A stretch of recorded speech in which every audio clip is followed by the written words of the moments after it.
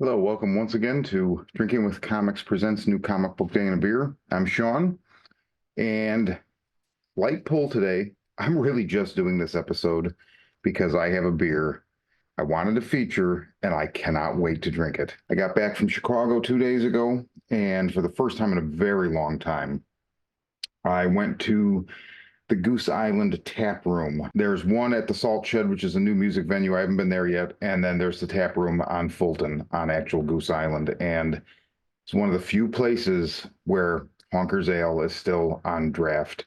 I brought two crowlers to go. Honker's Ale is a English style bitter.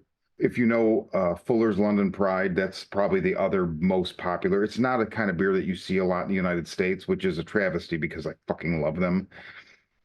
When the foreign company, I forget where they're from, I feel like it's Europe, that owns Anheuser-Busch, they bought Goose Island around 2014. I left Chicago in 2006. Every year when I would come back, I would drink Goose Island because I couldn't get it in LA.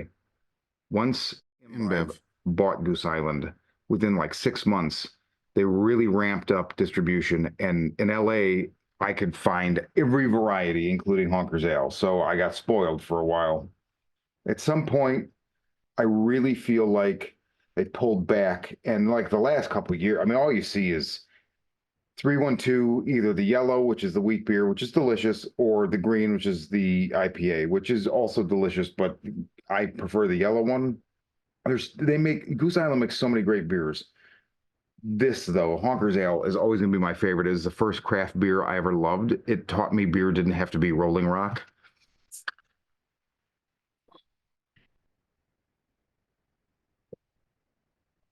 These are always tricky for me to pour from, so let's see if I could do it okay this time. There, see, spilling it.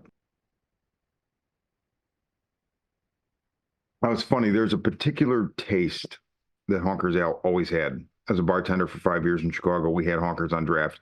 It's what I would drink near the end of the night from a styrofoam cup behind the bar.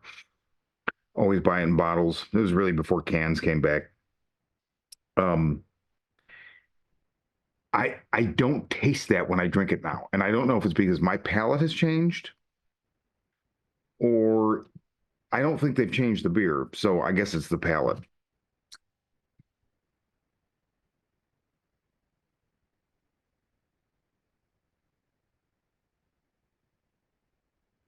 All right, small pull. Let's get into it.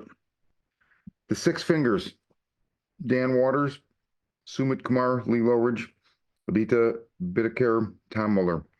This is the penultimate issue. So next month in June, we get the fifth issue of the Six Fingers and the fifth issue of the other hand. Oh, I'm sorry, the one hand. I don't know if there'll be anything in this world after that. I certainly hope so. I love Neo Novena and it's Blade Runner-ish, neo-noir, futuristic, quasi-cyberpunk.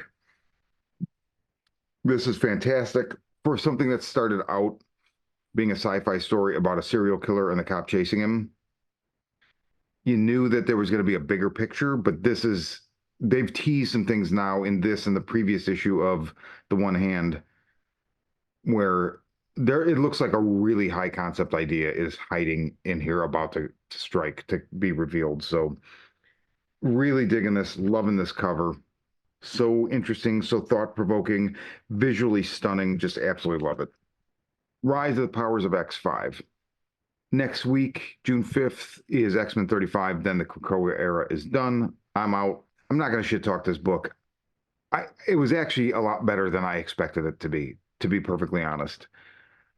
It still pulled some stuff out near the end that some of the gobbledygook and there's a final information page, which is a kind of a facet of the X books now that Hickman introduced. I'm assuming are going away.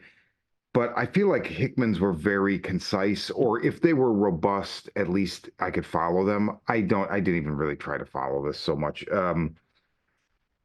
They kind of, maybe I missed it because I didn't read all the titles. There were some satellite titles I didn't read, but they introduced this idea of the tiger, which is the natural eternal foe of the phoenix.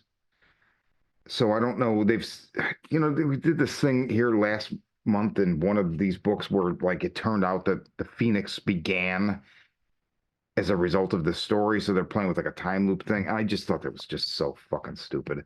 And they lean heavily on it in this issue.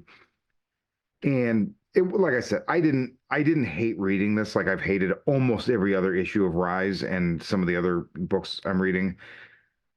But it just shores up the fact that I guess it's great that they're going post Krakoa. I won't be there. So, and then last, so this David Desmalchin, who people will know as the lead actor in Late Night with the Devil. He was also in Last Voyage of the Demeter, The Boogeyman. He's Polka Dot Man in the good Suicide Squad movie that James Gunn did. So he has a comic. It's called Count Crowley, and the third miniseries ended this week with issue 4 of 4. I have not read the previous 2 miniseries. I have 2 issues, like the first and the last issue of the previous miniseries, which is Count Crowley, Amateur Midnight Monster Hunter. I think the first one is like Reluctant Midnight Monster Hunter. And it's basically about a newscaster who works for a TV channel that her brother owns. She's a drunk, she fucks up, she gets fired, and then her brother, taking pity on her, he's like, okay, look, I can't employ you because you're public enemy number 1 because of whatever you did. So we have a gig where you put on makeup and be a horror host on Friday nights, and you'll host 2 movies. So kind of like a Svengoolie, a Joe Bob Briggs. I would jump at the fucking opportunity. She hates it. But then it turns out the guy she's replacing disappeared, and that's because this midnight monster host is actually a position that is occupied by a monster hunter. So once she's indoctrinated into this, then she becomes a reluctant monster hunter, then an amateur monster hunter, and then the most recent one is mediocre midnight monster hunter. So I haven't really read any of these. I know the whole story kind of, but I haven't read them. So 4 came out today of the new series, and so I started reading it from the beginning. The series is great, but I got to tell you, the artist is Lucas Kettner. This guy, this might be my favorite art, like, going right now. I love everything about the art on these books and the design, the layout, the format, the font, everything. They're just gorgeous. Character design, everything. I love them. And it's a cool story too. Nothing against the story. There's a little device with this kind of a crypt keeper character that will chime in at the beginning of an issue sometimes, and it'll give you like a brief run up, and he talks in rhyme. It gets a little old, but it's also not overdone. So I think that's just oversaturation because it's a trope we've all seen a million times before. But really, really cool book. So I would definitely recommend, if you dig Joe Bob, if you dig Svengoolie, if you dig horror comics, if you dig David Desmalchin, if you dig reluctant, amateur, or mediocre monster hunters, I think this book is for you. Reminds me a little bit of this book from the 2000s called Witch Doctor that was at Image, and I can't remember the creators right now. I fucking loved that book so much. It came out right around the time the Luther Strode books started, and there's similar DNA here for sure.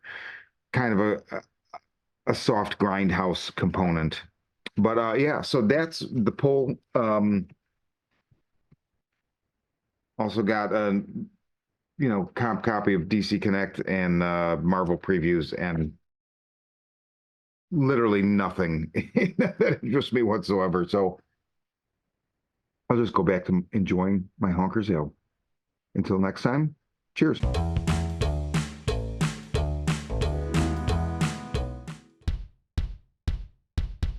Hi, I'm Sean. Join me and my friends every week for the Horror Vision, where we talk about horror movies.